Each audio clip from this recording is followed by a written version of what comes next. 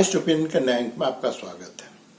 आज हम बात करेंगे जयराम महतो और उनके पार्टी जो रजिस्टर्ड पार्टी है उसके बारे में बात करेंगे। दोस्तों, जैसा कि आप जानते हैं कि जयराम महतो का मोर्चा पिछले लोकसभा चुनाव में अभी 2-3 महीने पहले जो संपन्न हुई है उसमें भाग लिया था और ये सीट नहीं जीत पाए, लेकिन इनको अप्रत्याशित सफलता मिली थी। सफलता इस मायने में मिली थी कि इन्होंने हर जगह लोगों को विश्वास नहीं था, लोग इनको वोट कटवा कह रहे थे, इनको जो है मतदाताओं का जबरदस्त समर्थन मिला। स्वाभाविक है कि लोकसभा चुनाव काफी बड़े स्तर पे होता है, उसका जो क्षेत्र होता है वो काफी विस्तृत होता है, लेकिन जब विधानसभा चुनाव की बात करते हैं तो वो उतना जो उसका क्षेत्रफल होता है, क्षेत्रफल के दृष्टिकोण से वो काफी छोटा और जनसंख्या के दृष्टिकोण से भी काफी छोटा क्षेत्र होता है किसी भी विधानसभा का। तो अब जो है जयराम महतो की पार्टी, जैसा कि आप जानते हैं कि रजिस्ट्रेशन के बाद उसको झारखंड लोकतांत्रिक क्रांतिकारी मोर्चा के नाम से जाना जाएगा। तो इससे बदलाव क्या आवेगा? सबसे पहला बदलाव तो ये आवेगा दोस्तों कि जब ये लोकसभा का चुनाव लड़ रहे थे तो इनके हर प्रत्याशी को अलग अलग चुनाव चिन्ह मिला था। तो ये किसी भी मंच से, जिस तरह से भारतीय जनता पार्टी भाई कमल छाप पे वोट लगाइए या फिर कांग्रेस कहती है हाथ छाप पे मुहर लगाइए, तो ये जयराम महतो और उनके दोस्तों की जो पार्टी है या संगठन है, ये बात वो नहीं कह सकती थी। इसके कारण हुआ क्या कि जो मतदाता थे उसमें भ्रम की स्थिति थी, कंफ्यूजन की स्थिति थी। अब जब इनका पार्टी रजिस्टर्ड हो गया तो स्वाभाविक है कि 10-15 दिन, महीना भर में इनको चुनाव चिन्ह भी मिलेगा। चुनाव से पहले तो हर हाल में इलेक्शन कमीशन को इनको चुनाव चिन्ह देना ही पड़ेगा। तो इसका फायदा ये होगा कि जो भ्रम की स्थिति बनी हुई थी लोकसभा चुनाव के समय में, वो तो कम से कम खत्म हो जाएगी। दूसरा कि जब आप एक रजिस्टर्ड पार्टी होते हैं तो इलेक्शन कमीशन आपको जो है कुछ सुविधाएं जो निर्दलीयों को प्राप्त नहीं होता है वो पार्टी के जो उम्मीदवार होते हैं उनको मिलता है। जैसे कि जो चुनाव में खर्च करना है तो उसकी एक सीमा बंधी हुई है। अब होता यह है कि जो बड़ी पार्टियां होती हैं उसका उम्मीदवार तो खर्च करता ही करता है, साथ ही जो उस पार्टी का केंद्रीय समिति होता है या जो उस पार्टी का अपना जो खर्च करती है उसको उम्मीदवार के खर्च में नहीं जोड़ा जाता है। इससे होता यह है कि उम्मीदवार जो है या उम्मीदवार अपने क्षेत्र में अपने पार्टी के मदद से ज्यादा लोगों तक पहुंच सकता है, ज्यादा खर्च कर सकता है। तो स्वाभाविक है कि इस बार जो है जयराम महतो की पार्टी को भी ये सुविधा मिलेगी और भी अनेक बहुत सारी सुविधाएं हैं जिसका लाभ जब आप एक रजिस्टर्ड पार्टी होते हैं तो आपके उम्मीदवार को मिलता है। लेकिन यहाँ पे चर्चा का विषय ये नहीं है कि पार्टी इनका रजिस्टर्ड हो गया। पार्टी तो कोई भी आदमी, आप भी 10 आदमी मिल जाइए, आप भी जाकर के एक राजनीतिक पार्टी या संगठन को रजिस्टर्ड कर सकते हैं, ये बड़ी समस्या नहीं होती है। लेकिन जैसा कि जयराम महतो कह रहे हैं कि जब से इन्होंने पार्टी को रजिस्टर्ड करने की कोशिश की तो इनके खुद के लोग, इनके पार्टी के लोग, इनके साथी और जो बाहर के दूसरी पार्टी के लोग हैं वो तो रोड़ा अटकावेंगे। सबने इनके रजिस्ट्रेशन के मार्ग में रोड़ा अटकाने की कोशिश की। जब इनके पार्टी को रजिस्टर्ड कर लिया गया उसके बाद जयराम महतो क्या बोले ये आप थोड़ा सुन लीजिए। सबों की आशीर्वाद शुभकामनाओं के साथ आज फाइनली पार्टी का रजिस्ट्रेशन हो चुका है और आने वाले विधानसभा के चुनाव में हम लोग अपने पार्टी के नाम पर चुनाव लड़ेंगे। सिंबल कब तक अलॉटमेंट आप लोग? सिंबल भी कुछ ही दिनों में अलॉटमेंट हो जाएगा। मतलब विधानसभा चुनाव से पहले सिंबल मिल जाएगा? विधानसभा चुनाव से पहले सिंबल हमारे पास होगा। क्या दादा क्या बोलिएगा, कितना संघर्ष करना पड़ा ये रजिस्ट्रेशन कराने के लिए? कई बाधाएं आए, कई अपने लोग भी आपके अनगिनत बाधाएं हैं। हमारे ही पार्टी के बहुत सारे लोग थे जिन्होंने आपत्ति दर्ज कराई थी और जो 30 दिन का यहाँ पर स्पष्ट कर रहे हैं कि बाहरी तो बाहरी अपने लोग भी जो है पार्टी के मार्ग में रोड़ा अटका रहे थे। और ये कोई अजूबा नहीं है, ये लोकतांत्रिक देश है। यहाँ पर जो भी पार्टियां हो सबके सब लोकतांत्रिक ढंग से काम करती है और सबकी आप किसी भी एक पार्टी को उठाइए, वहां पे आपको कोई ना कोई केंद्रीय नेतृत्व जो होगा, जो उस समय अध्यक्ष होगा, उसको चैलेंज करता हुआ दिखाई देगा, क्योंकि सबका अपना एम्बिशन होता है। और जो जयराम महतो की पार्टी है वो कोई अपवाद तो है नहीं, वहां पर भी ये जो पावर स्ट्रगल होता है कि हम कौन नेतृत्व करेगा, या हर व्यक्ति को लगता है कि वो, या हर नेता को लगता है कि वो अपने नेता से ज्यादा सक्षम है, वो अपने नेता से ज्यादा सक्षम है, इसलिए वो ये सोचता है कि उसको जो है नेतृत्व का अवसर दिया जाए। तो ये हर पार्टी की है, इससे कोई पार्टी अछूता नहीं है। और जयराम महतो की पार्टी तो अभी जुम्मा 3 साल भी हुआ है कि नहीं, मुश्किल से 2-3 साल की पार्टी है। तो यहाँ पर तो एक तो अभी जो अनुशासन की भयानक कमी है, और होगी भी, क्योंकि सब युवा हैं, अभी सब कॉलेज जाने वाले छात्र हैं। ये संगठन मुख्य रूप से जो छात्रों और युवाओं का संगठन है, ठीक है, उसमें आप बुजुर्ग भी और सब लोग उनको सहयोग कर रहे हैं, लेकिन मुख्य रूप से तो युवा पार्टी है।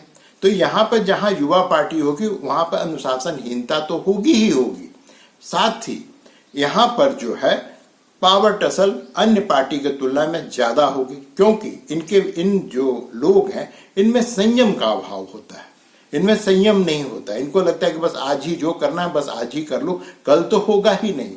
तो ये समस्या जो है इस पार्टी को भी, जो जयराम महतो की पार्टी, इसको भी झेलना पड़ रहा है। लेकिन जब से रजिस्ट्रेशन हुआ है तब से 2 चीज जो है वो साफ साफ दिखाई दे रहे। एक तो पूरा पार्टी रेस हो गया है। आप हर दिन इनका जो है कहीं ना कहीं सभा हो रही है, चाहे अवसर कुछ भी हो। अब विश्व आदिवासी दिवस एक बहाना है, उससे पहले जो है जो इनके स्वर्गीय पहले बड़े बड़े नेता हुए हैं, हालांकि वो झारखंड मुक्ति मोर्चा में थे, लेकिन वो कुर्मी समुदाय से आते हैं, तो उनका जो है उनको मान सम्मान देना, उनके मूर्ति पर जाकर माल्यार्पण करना, ये सब बड़े जोर शोर से हो रहा है। क्योंकि देखिए दोस्तों, चुनाव तो माथे पर है, तो आप हर अवसर को जो भुनाएगा वही पार्टी सफल होगा, और जयराम महतो की पार्टी वही कर रही है। ये सिर्फ सभाएं नहीं कर रही है, जब से रजिस्ट्रेशन हुआ उसके बाद से सोशल मीडिया पर भी ये ज्यादा सक्रिय हो गए हैं।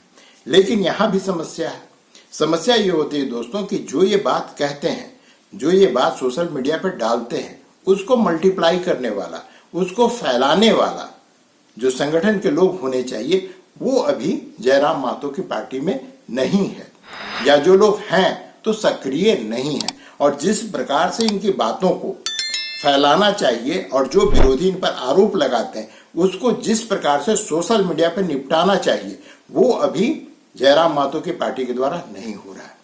लेकिन एक सुखद आश्चर्य मुझे ये देखने को मिला, अभी 15 दिन पहले जब ये दिल्ली से लौटे थे, गए थे एम्स देवेंद्र महतो को देखने, मुलाकात नहीं हो पाई थी, लेकिन जब लौट के आए थे तो इनसे एक प्रश्न पूछा गया था।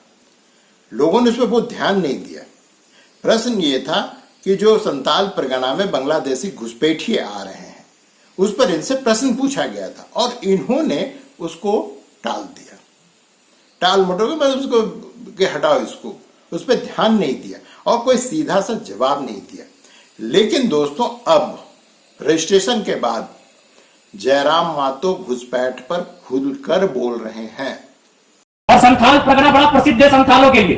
आज वहां बांग्लादेश से लोग आ रहे हैं, वहां एसपीटी की जमीन है, वो कैसे खरीदना तो इलीगल, क्योंकि वो विदेश के लोग हैं।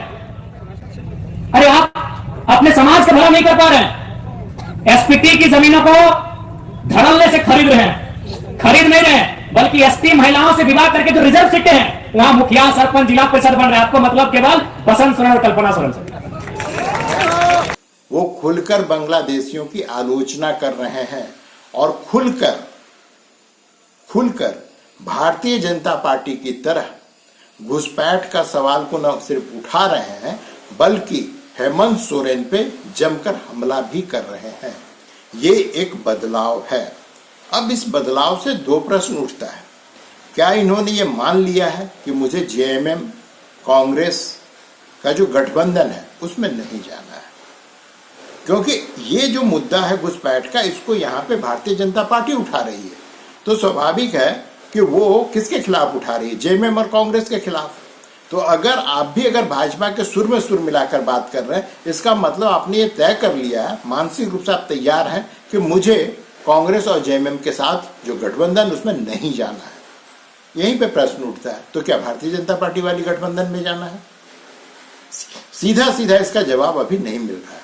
लेकिन इसका एक तीसरा जवाब भी हो सकता है दोस्तों, कि वो इस मुद्दे को उठा तो रहे हैं, लेकिन हम भारतीय जनता पार्टी में नहीं जाएंगे, क्योंकि ये मुद्दा झारखंड के संथाल आदिवासियों से जुड़ा हुआ है। इसलिए हम इस मुद्दा को उठावेंगे। हम कांग्रेस की तरह या झारखंड मुक्ति मोर्चा की तरह इस समस्या से आंख नहीं मूंद लेंगे, लेकिन हम भारतीय जनता पार्टी में नहीं जाएंगे।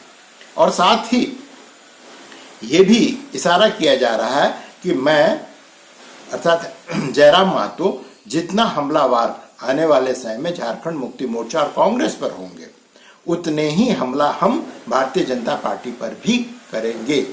तो ये जो समान दूरी रखने का जो इन दोनों गठबंधनों से, झारखंड की जो दो बड़ी गठबंधन है, एक झारखंड मुक्ति मोर्चा के नेतृत्व में, दूसरा भारतीय जनता पार्टी के नेतृत्व में, हम इन दोनों से समान दूरी बनाकर रखेंगे।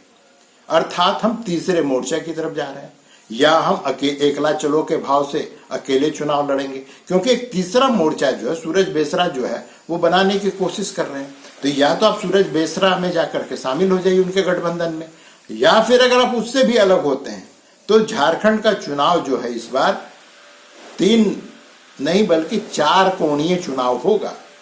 4 कोणीय चुनाव होगा। अब इसका फायदा किसको मिलेगा, ये तो अभी से कहना बहुत मुश्किल है, लेकिन अगर ऐसा हो जाता है, क्योंकि मासस और सीपीआई माले का विलय हो चुका है, ये लोग सबके सब जो है कांग्रेस के पाले में जा चुके हैं, वो कांग्रेस छोड़कर कहीं जा भी नहीं सकते, उनकी स्थिति भी ऐसी नहीं है। तो अब बचता है सिर्फ जयराम महतो, और जयराम महतो का जो अगला कदम होगा उस पर बड़ा अभी आपको हंसी आवेगी, लेकिन दोस्तों आप यकीन मानिए कि अगला जो विधानसभा का चुनाव है वो बहुत कुछ इस पर निर्भर करता है, बहुत कुछ इस पर निर्भर करता है कि जयराम महतो का अगला कदम क्या होगा। और अगर जयराम महतो ने अकेले चुनाव लड़ने की कोशिश की, जैसा कि लग रहा है अभी, ठीक है, वो बहुत ज्यादा सीट नहीं जीत पाएंगे, हवाई किला बनाने की जरूरत नहीं है, वो बहुत ज्यादा सीट नहीं जीत पाएंगे, लेकिन वो दोनों ही गठबंधन को किसी को कम किसी को ज्यादा नुकसान तो जरूर ही पहुंचा देंगे। और खास करके जो कोयलांचल का क्षेत्र है दोस्तों, जो पूरा, क्योंकि ये वहीं से आते हैं, तो ये जो पूरा का पूरा कोयलांचल है, वहां पर तो ये हर पार्टी को डेंट पहुंचाने की स्थिति में है। और जो लोग अभी ये सोच रहे हैं कि ये सुदेश महतो को खत्म कर देंगे, तो ऐसा नहीं होने जा रहा है दोस्तों। अब होगा क्या कि कुर्मी समाज जो है, अब ये उसके पास में विकल्प है कि मान लीजिए सुदेश महतो किसी घटिया उम्मीदवार को कहीं पे खड़ा करते हैं, तो वहां पर हो सकता है कि कुर्मी समाज जयराम महतो को मदद करे या उनके पक्ष में मतदान करे। लेकिन इसके विपरीत जहां पे जयराम महतो अगर घटिया कैंडिडेट देंगे, तो कुर्मी समाज हो सकता है कि सुदेश महतो कैंडिडेट को के पक्ष में वोट करे। तो ये जो है बड़ी सार्थक स्थिति भी है, सकारात्मक स्थिति भी है। और खुशी की बात यह है कि जयराम महतो अभी तक कॉम्प्रोमाइज की स्थिति में नहीं है, वो किसी मुद्दे से अभी मुंह चुराना नहीं चाहते हैं, और ये एक अच्छी स्थिति है, क्योंकि जो ही आप कॉम्प्रोमाइज करेंगे तो जो आपके पीछे जो लोग गोलबंद हुए हैं, जो युवा वर्ग है, जो बेरोजगार वर्ग है, वो आपसे छिटक जाएगा, वो आपके पीछे फिर क्यों खड़ा होगा। जब यहाँ पर झारखंड मुक्ति मोर्चा की तरह बिहेव करने लगेंगे, या कांग्रेस की तरह बिहेव करेंगे, या फिर भारतीय जनता पार्टी की तरह बिहेव करेंगे, क्योंकि इन्होंने भी अपने काल में युवाओं पर विशेष ध्यान नहीं दिया है, तो अगर आप भी उसी तरह से अगर व्यवहार करने लगेंगे, तो स्वाभाविक है कि लोग आपको भी झारखंड के अन्य पार्टियों की तरह एक और पार्टी मान लेगी। अब दोस्तों थोड़ा जो जयराम महतो जिस प्रकार से 3 साल में उभरे हैं, जिस प्रकार से युवा शक्ति, छात्र शक्ति उनके पीछे खड़ी हुई है, ये कुछ याद दिलाता है। थोड़ा अतीत में चलिए, असम में जब घुसपैठ के खिलाफ आंदोलन हुआ था, तो वहां पे असम गण परिषद जो है सबसे बड़ी शक्ति के रूप में उभरी थी। ये बात दोस्तों 80s की है, 80 के दशक की बात है। उस समय न तो भारतीय जनता पार्टी का कोई वजूद था, कहने को पार्टी बन चुकी थी, लेकिन किसी भी विपक्ष में किसी पार्टी में यह मादा नहीं था कि वो कांग्रेस पार्टी को चैलेंज कर सके। लेकिन उस समय असम गण परिषद अपने बल पे कांग्रेस को असम से अपदस्थ कर दी। लेकिन दोस्तों जो सत्ता का नशा होता है, सत्ता का नशा, और वही जो मैं शुरू में कहा कि पार्टी में जो नेतृत्व के लिए जो पावर स्ट्रगल स्टार्ट होता है, उसने आज के तारीख में असम गण परिषद को एनडीए में एक छोटा सा घटक दल बनाकर रख दिया। आज के तारीख में असम गण परिषद का वजूद जो है सिर्फ देखने मात्र को है, देखने मात्र को है। अगर भारतीय जनता पार्टी उसको छिटक दे तो संभवतः उसके लिए एक सीट निकालना भी मुश्किल होगा। ये अतीत की बातें मैंने इसलिए कही कि जयराम महतो और जो उनकी पार्टी है, अगर वो भी सत्ता में आने से पहले ही सत्ता के नशे में चूर हो गए और वो गलतियां दोहराने लगे जो इनके पहले इनसे भी बड़े जनाधार के साथ जो पार्टी वजूद में आई थी, तो ये भी खत्म हो जाएंगे। तो इनको इस पर ध्यान देना चाहिए। दोस्तों, आज के लिए बस इतना ही। मिलते हैं अगले अंक में, तब तक के लिए आज्ञा दीजिए। नमस्कार।